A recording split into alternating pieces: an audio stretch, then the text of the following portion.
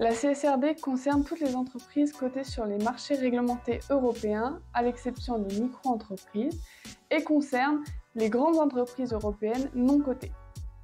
Certaines entreprises non européennes, mais qui réalisent un chiffre d'affaires en Europe, seront à terme concernées par la CSRD.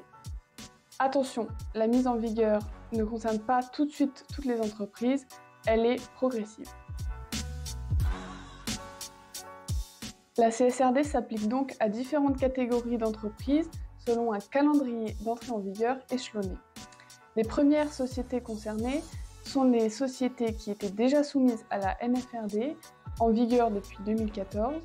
Elles devront publier leur reporting en 2025 sur l'année 2024. Ce sont des sociétés qui ont plus de 500 salariés, réalisent un chiffre d'affaires supérieur à 40 millions d'euros ou ont un bilan total de plus de 20 millions d'euros.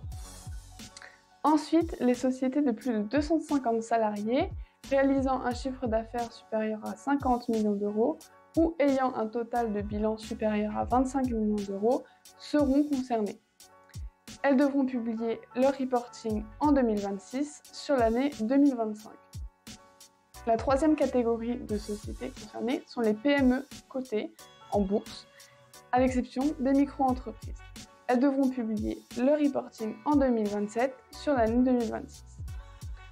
Enfin, la directive inclut des sociétés non européennes qui réalisent un chiffre d'affaires en Europe supérieur à 150 millions d'euros et ayant une filiale ou une succursale dans l'Union européenne.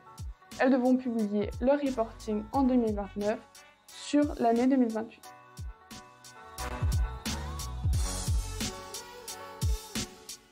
Les entreprises soumises à la CSRD devront publier près de 1000 points de données couvrant divers aspects tels que la protection de l'environnement, la responsabilité sociale, la lutte contre la corruption, la diversité au sein du board, le respect des droits de l'homme ou encore le traitement des employés.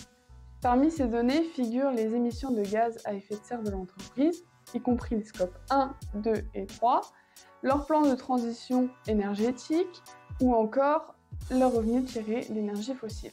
On peut également citer le taux de rotation du personnel ou encore les écarts de rémunération entre les hommes et les femmes.